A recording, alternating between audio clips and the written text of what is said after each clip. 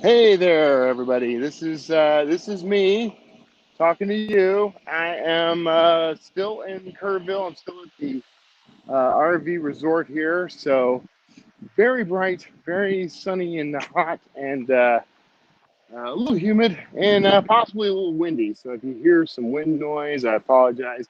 I'm not using the fancy gimbal thing today.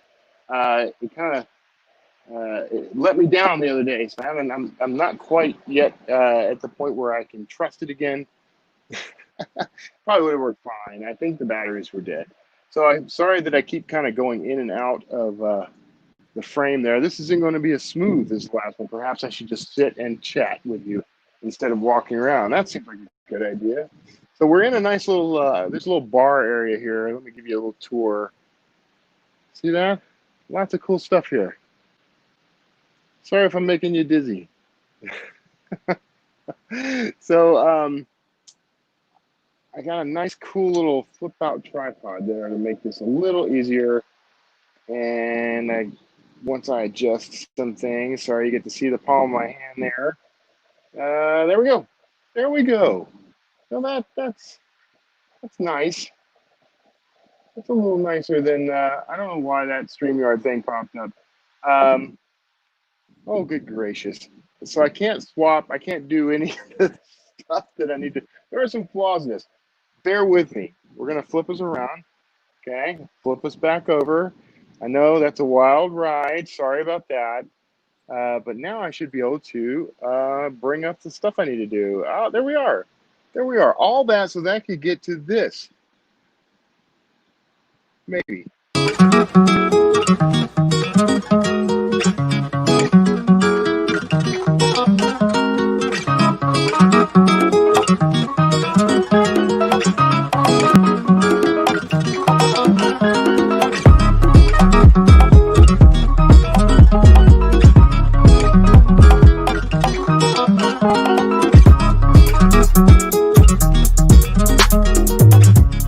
And there we are. We're here for another Kevin show. I appreciate you tuning in, hanging out with me. I'm sorry for all the uh, earthquake level disturbances we had earlier, but I think we've got it smoothed out. So, just more proof that I'm always woefully unprepared. So, um, if you tuned into the last Kevin show last week, I kind of took a, little bit of a walking tour, and I was kind of playing with a gadget at the time, so that made this a little easier. I need to just fall back on that when I'm doing these things, but I'm here in Kerrville, Texas.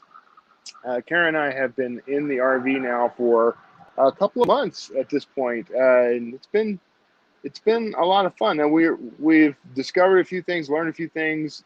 We're gonna make a few adjustments, but I'm looking forward to doing a lot more of this. And so is Kara. We've been talking about this. Like we actually have discovered some things about ourselves in this process. We're really excited about how this is going. So, if you're a follower of my work, my fiction, I'm going to talk a little bit about what the process of writing on the road has been like.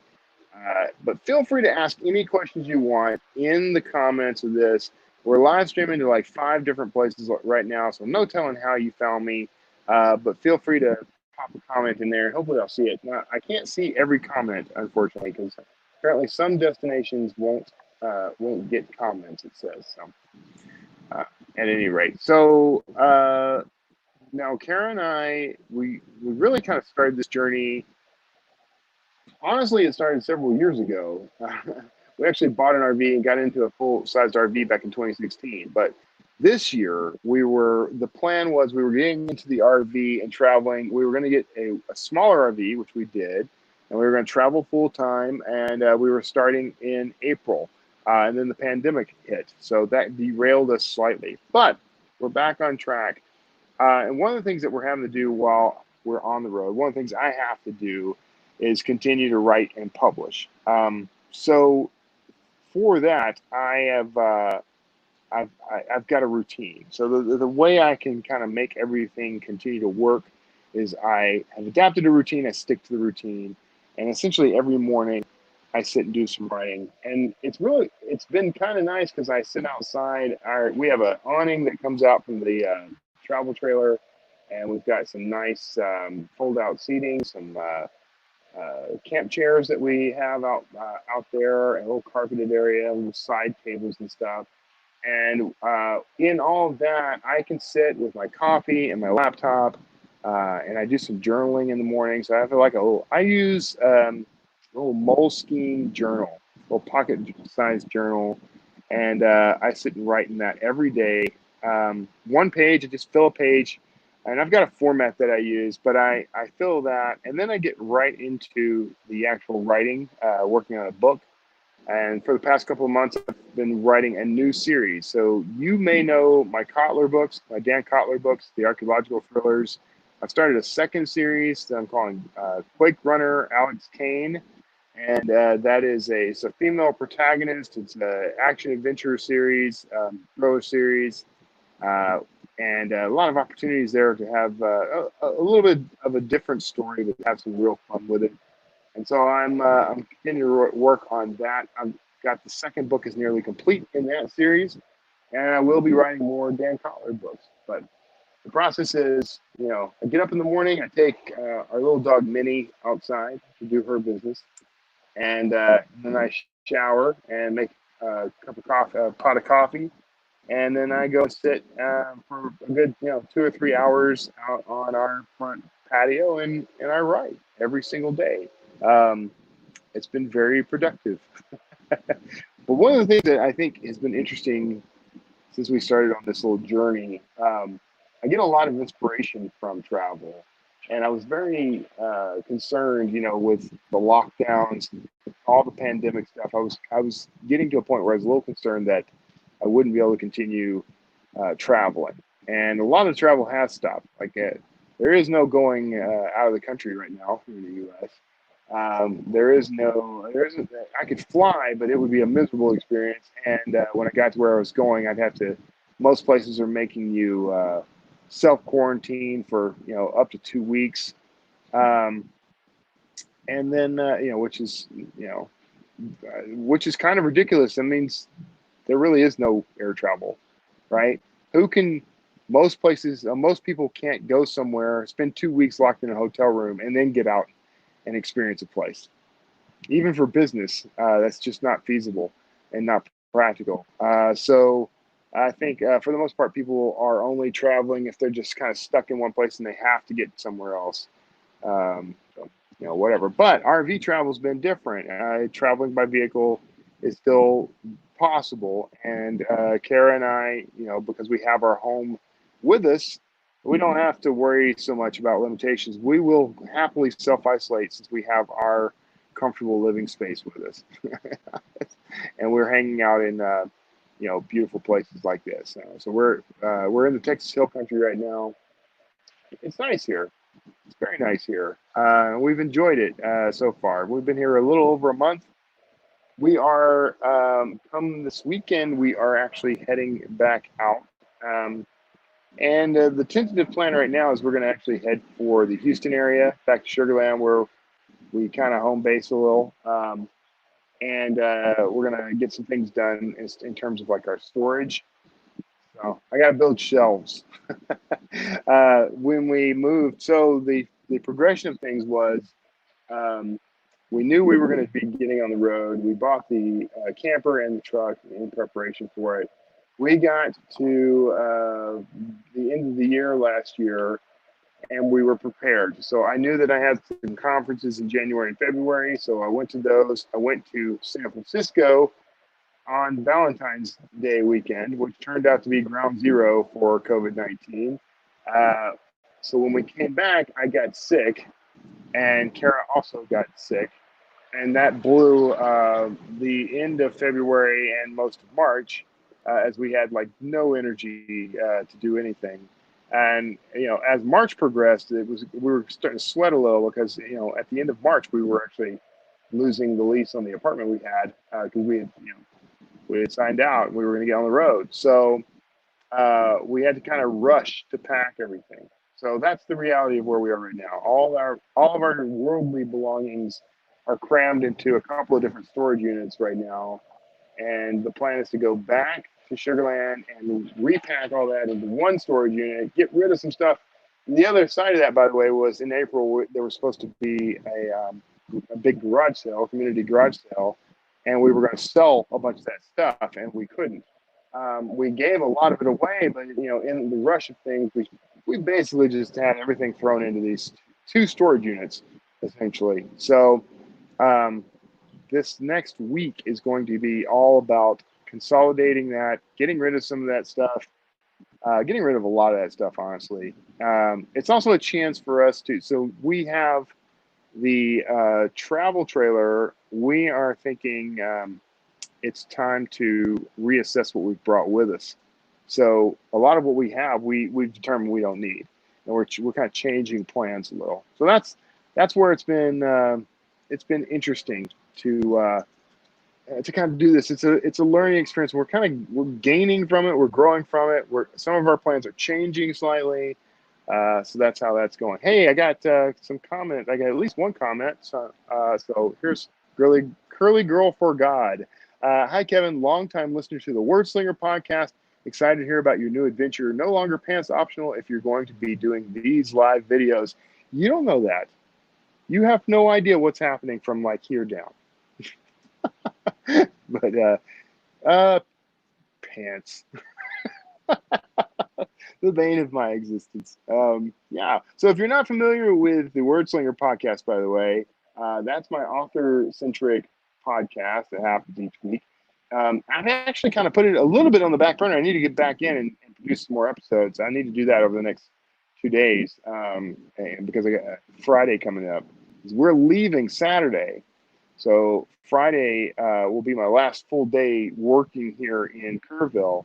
That show is aimed at authors, and so if you're one of my readers and you're tuned in, it might be interesting to you actually, because you get some inside information about some of the authors I interview. I talk to a different author, different people each week. I've talked to folks like Steve Barry, who's a thriller author I follow, Andy Weir, who wrote The Martian. So yeah, if you TMI, yeah, right. I'm sorry. But anyway, if you're interested in kind of getting behind the scenes of the author life and what authors are out there doing, how we do our stuff, you might be interested in that. So, and if you're interested in being an author, it might be a good thing to tune into. And feel free, by the way, to pop in any question you want. I'll answer anything. This process of us getting on the road has been, in large part, it's meant to push me to get out there and experience more things so that it can enrich the writing. So whether you're a reader or a writer tuned into this thing, this whole idea of travel, nurturing the soul, is something I subscribe to. It was interesting because I interviewed an author just about an hour ago named Carl Drinkwater. And if you're watching, Carl, hello. And it was a great interview. But one of the things we talked about before the show was how I follow Scott Adams, who does the Dilbert cartoons. And so, there's a sort of love or hate kind of thing going on with him right now out on Twitter and elsewhere. I like him. Don't agree with everything he has to say, but he did say that if we are paying attention, all the stuff that's happening right now with the pandemic, with the riots, and all the racial strife that we're experiencing, this could actually, I know it looks dark and dire right now, but this could actually usher in an entire new golden age. That's was what he said. I agree with it. I reposted that. I fully agree with that. I think what happens is when change comes around, change brings opportunities, but only for those people who are paying attention.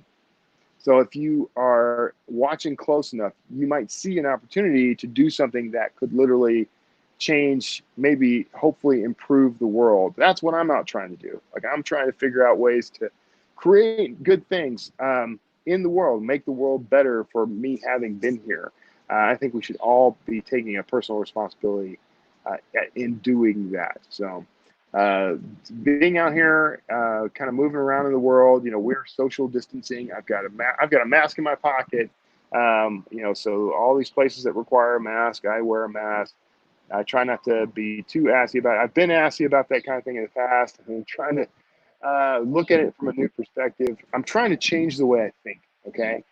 Because in the past, I really resisted things like, I don't like being told what to do. Let's just put it that way. I have a huge ego. So when all this started happening, my response to like the pandemic and everything was basically denial. Like I had, I think, subconsciously a desire to say, no, it's not really happening. And so I'm not going to allow you to tell me what to do. And I got all stressed out about it. And I ended up having, some of you may know this, like I have a pacemaker. And I went to see a cardiologist, a new cardiologist for me, and I got several pieces of bad news over that.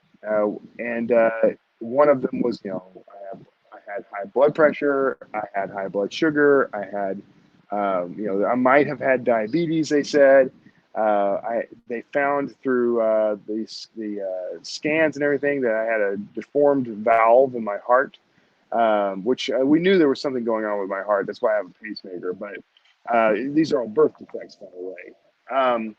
So, that was a coming to Jesus moment for me and a whole shift in perspective for me. And I had a little micro meltdown in their offices over the whole mask thing. And I started thinking about like, this is just stupid. I'm not going to tell you that you need to wear a mask. You have to make decisions on your own. I'm not going to try to shame you into it the way I see a lot of people do. I don't think that's right.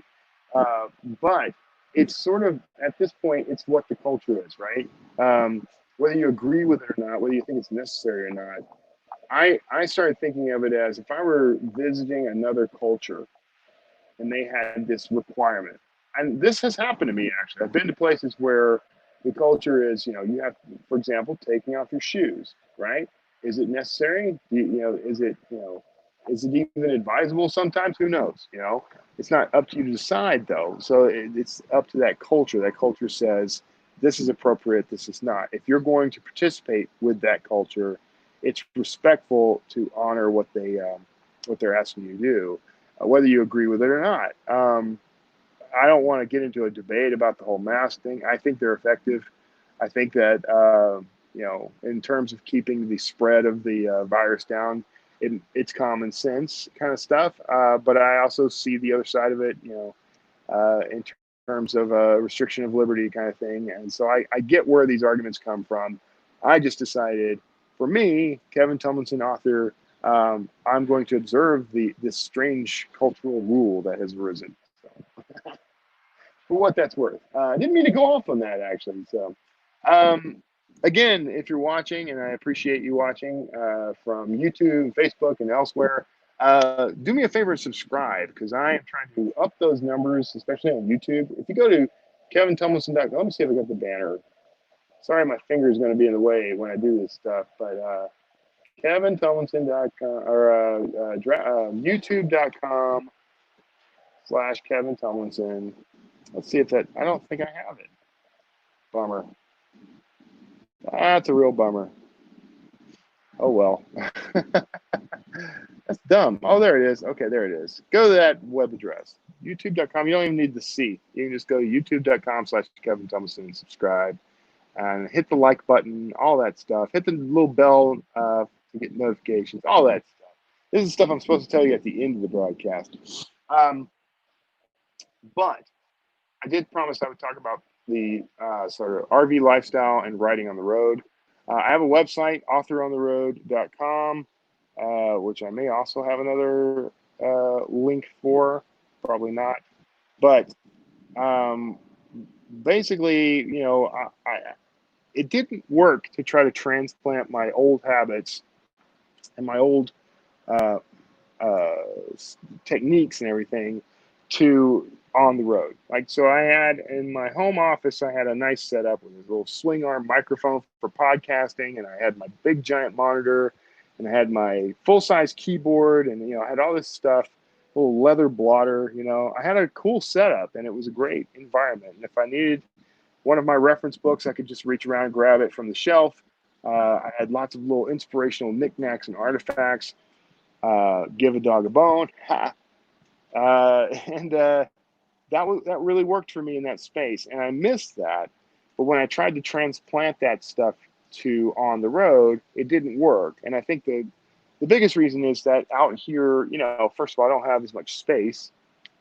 I don't have my standing, desk and my little writing stool that I use, and I don't have, all these other accoutrements of and trappings of the home office life.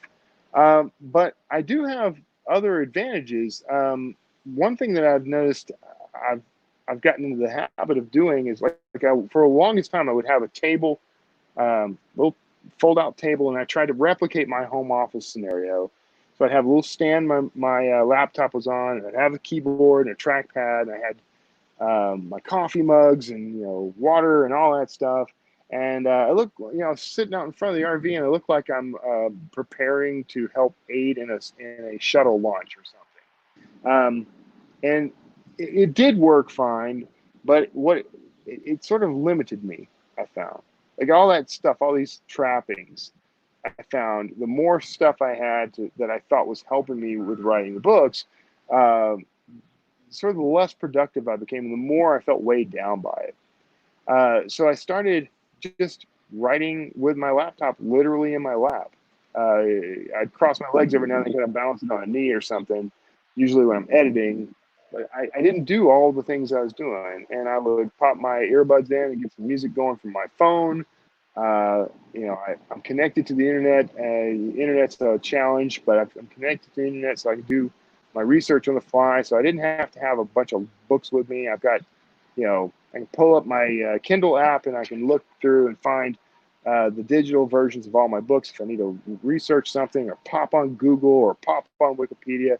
I found that I could accomplish more by going more minimalist with it. So my approach has been to sort of go for this minimalist writing idea. So let me pop that little streamer up there. So that's what I've been concentrating on. And I'm kind of making a game of it. Like, how little do I actually need? Can I take this out of the process? Can I change the way I approach that? And what I'm finding is, I need very little to do the actual writing. I've done this in the past where little experiments where I'm going to write using nothing but my iPad, or I'm going to write using nothing but my iPhone. And I've actually taken my iPhone with me. Sometimes I've gone on trips to conferences or something, and the only thing I took was my iPhone and a little Bluetooth keyboard. And then I was talking to a good friend of mine, Michael Aron. I was asking about, my Bluetooth keyboard stopped working on the trip, and I was asking for recommendations where I could get one, that sort of thing. And my friend Michael Aron said, well, he writes all his books on his iPhone using his thumbs, using the on-screen keyboard. I was very intrigued by this, so I started pushing myself to see like how much can I get done on just the iPhone. And I wrote at least 2 books using just my thumbs on the iPhone. So and a couple of short stories and novellas.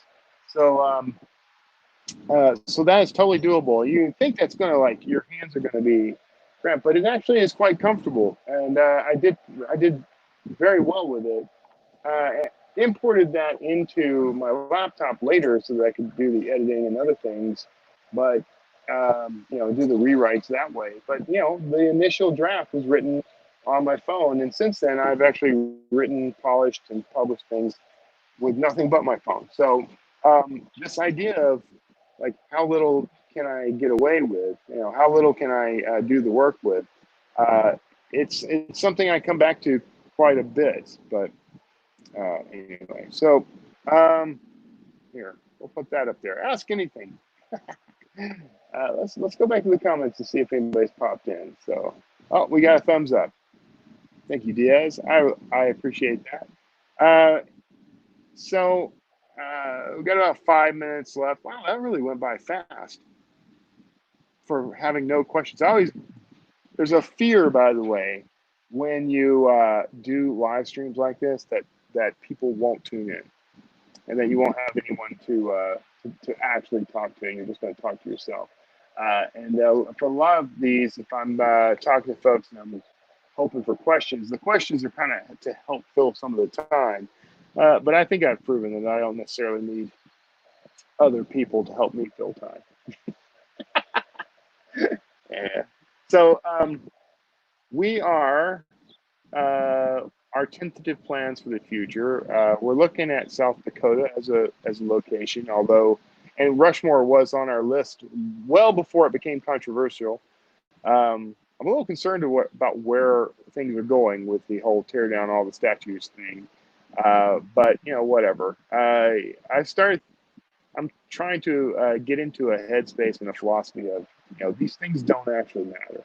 You think they matter, and there is a sense of grief and loss when something, if a statue that you're familiar with gets torn down, maybe it's one of your heroes, and if people are saying hideous, awful things about that person, there's a tendency for you to think, for you to over identify with that and think, they're harming me. But the reality is that stuff doesn't harm you at all. There's no bite to that for you. You're separate from that. And if they're going to tear down statues of historic figures or whatever, they've got their reasons. I don't always agree with them. I know where this is all coming from. I think racism is abhorrent. The idea of slavery, to our modern era is disgusting, as it should be. So I understand where some of this is coming from. But there's a sense of loss and grief when something like that gets torn down. And the philosophy I'm trying to embrace is it doesn't change who I am when something like that happens. This is not an easy thing, by the way. I'm not trying to be glib about this, but it doesn't impact who you actually are when stuff like that happens. So we got a question. So, do you prefer to do your live streams through YouTube or Facebook? Which do you recommend for a new podcaster if you had to choose one and one only? I would probably go with Facebook for the views because it's a lot easier for people to discover it while it's live. But what I'm saying here is it depends on what your goal is. But if you want a lot of live interaction, I'd go with Facebook. If you want more long-term discoverability, I would go with YouTube. So if you want people to find this thing over time and leave comments on it, you want to build up an audience there, then YouTube is the way to go. I personally broadcasted both at the same time using an application called StreamYard, which is completely browser-based. That's what I'm using right now. It lets me post the comments on the screen and everything. So very reasonably priced, and for like $20 a month, you can broadcast to both Facebook and YouTube at the same time. But Sam says you should do this. If you're not doing this, you should do this. It has a notification in Facebook. So click on the little thing to be notified whenever I post something. It's my brother. There's my brother Cameron. Do you find more inspiration on the road versus riding at home? I find a lot more inspiration on the road. And now that's not to say that I can't be inspired while at home.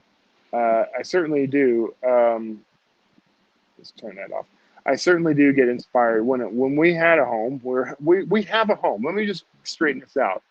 We have a home. It just happens to have wheels on it, and it has a different front yard every couple of weeks. So, which is what we like. But when we were in a stationary home, like when we owned a house or when we were renting an apartment, if I needed inspiration, I generally kind of kept things around. Books that I read, shows that I watch on TV, those can all be inspirations. But don't discount just taking a walk around your neighborhood. I especially in our house, like we lived in a interesting little neighborhood in Sugarland. And I would take a walk, and there were some parks nearby. I would often go walk the entire neighborhood. I'd get on a bike. Sometimes I'd take a drive. Those things you can pick up that same sort of inspiration wherever you are and wherever you live. So you don't have to travel to do it. I find that travel though broadens that quite a bit for me. I'm a wanderer. I'm a real wanderlust. My wife is too. She was raised as an expat overseas, so there's a whole lot of both of us are very nomadic. We want to get out on the road and experience the world, and not just as it's dictated to us through television and film, but we want to get out and see the places that we see on TV and experience them for ourselves and see what life is like out here. And it's great. Also, we're meeting a lot of interesting people out here, having a real good time, just kind of getting to know the world. And as the world has changed quite a bit in the past couple of months, it's been very interesting to see, what that change means for people, what life is now. The world is very different. I used to love going and just sitting in like a hotel lobby or sitting at Starbucks or something for a few hours a day and writing and chit chatting with strangers or whatever. And there's a lot less of that happening now. But there's a lot more of people out taking family strolls and family bike rides, and we see each other and wave from afar because you don't want to expose each other to something, but we still have these conversations with people from across a distance. People are being a lot more courteous and understanding with each other sometimes. Sometimes not, but I mean, it's just an interesting.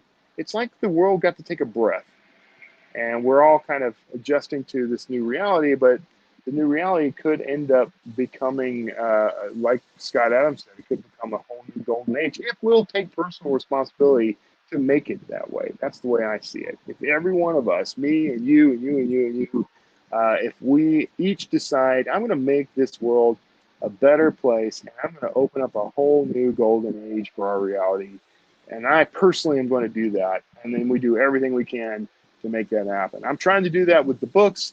I'm trying to do that with programs like this.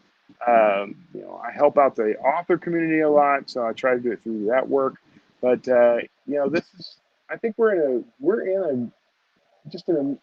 a very interesting time, which is the old Chinese curse, right? May you live in interesting times. We live in very interesting times, and it's going to be fascinating to see what evolves from here.